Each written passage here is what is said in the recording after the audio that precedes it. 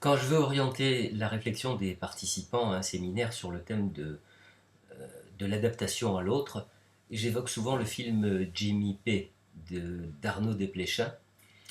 Euh, Juste quelques mots pour ceux qui n'ont pas vu le film.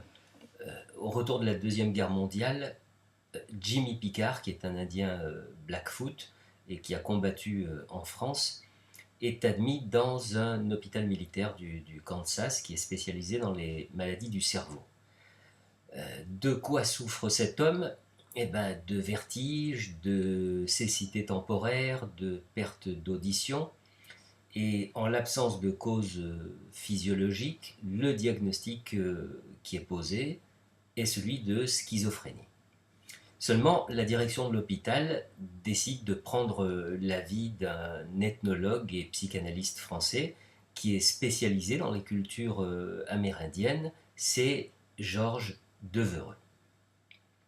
Georges Devereux, c'est l'ethnopsychiatrie. C'est l'absolue nécessité d'entrer dans l'univers de l'autre pour pouvoir l'aider à guérir, euh, ou tout simplement pour pouvoir le comprendre et communiquer avec lui. L'ethnopsychiatrie, c'est pour un thérapeute l'absolue nécessité de s'adapter à la culture de l'autre.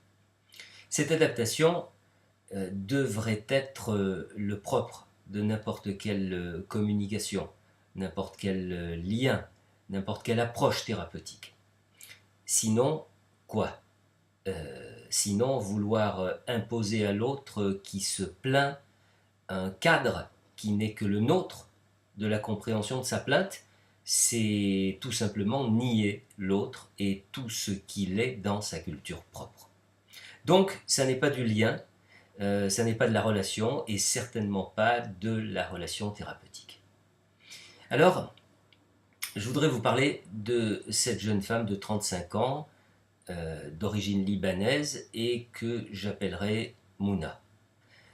Voilà, Mouna est mariée, elle a une petite fille de 7 ans, elle n'a pas d'activité professionnelle, elle s'occupe de son enfant, de sa maison, de son mari et de sa belle famille. Mouna a pris rendez-vous parce qu'elle est en train de s'éteindre. C'est elle qui le dit avec ses propres mots. Je suis comme une flamme de bougie lorsque la bougie arrive à la fin de la cire. Elle a pris rendez-vous sans rien en dire à personne et elle dit ce que finalement son visage et tout son corps disent avant même qu'elle commence à parler. Elle est dans un état de grande tristesse, elle souffre de nombreuses douleurs diverses sans substrat organique. Les docteurs me font faire des examens et des analyses, raconte-t-elle, et ils disent que je n'ai rien. Mais moi je sais ce que j'ai. Alors qu'est-ce qu'elle a?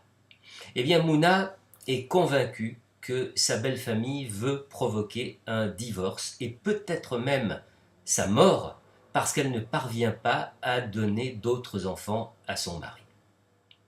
Alors, alors question, que vous soyez thérapeute ou non, est-ce que c'est à Mouna d'entrer dans mon monde, celui de la psychanalyse, ou bien est-ce que c'est à moi d'aller vers elle pour tenter de la comprendre et de l'aider si j'y parviens? Eh bien, je vais répondre en paraphrasant Winnicott. Je suis psychanalyste et je fais de la psychanalyse. Et quand je ne peux pas faire de la psychanalyse, eh bien, je fais autre chose. Je demande alors à Mouna ce qu'elle ferait si elle était au Liban. Et elle m'explique que dans une situation comme la sienne, eh bien, la personne qui a reçu un mauvais sort va consulter un spécialiste du désenvoûtement pour la libérer de ce mauvais sort. Je lui demande alors si elle a déjà assisté à des séances de désenvoûtement et comme elle me dit que oui, un jour elle a accompagné une cousine à elle, eh bien je l'invite à raconter en détail le déroulement d'une séance.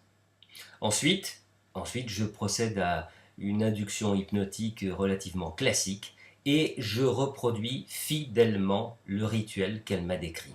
J'insiste sur le fait que ce rituel marque véritablement un passage, une transition, une page tournée, un changement dans les attitudes, les sentiments, les relations, une véritable libération. Et quand la patiente revient, la semaine suivante, elle est complètement transformée. Elle me dit avoir repris confiance, se sentir libérée du sort qu'on lui avait jeté. Elle est allée, je cite, affronter sa belle-mère et elle s'est sentie plus forte pour parler avec elle. Elle se sent désormais à l'abri d'une nouvelle action mauvaise de sa part. Alors, alors ça, c'est de l'ethno-hypnose. C'est utiliser la plasticité de la technique hypnotique pour entrer dans la culture de l'autre et apporter une aide qui soit en cohérence avec les croyances propres du patient. Sans cette indispensable adaptation, l'autre ne peut pas s'arrimer à nos protocoles habituels. Autrement dit, après que le patient ait fait un pas pour venir jusqu'à nous, eh bien c'est à nous de faire un pas vers lui et sa culture si nous voulons vraiment pouvoir l'aider.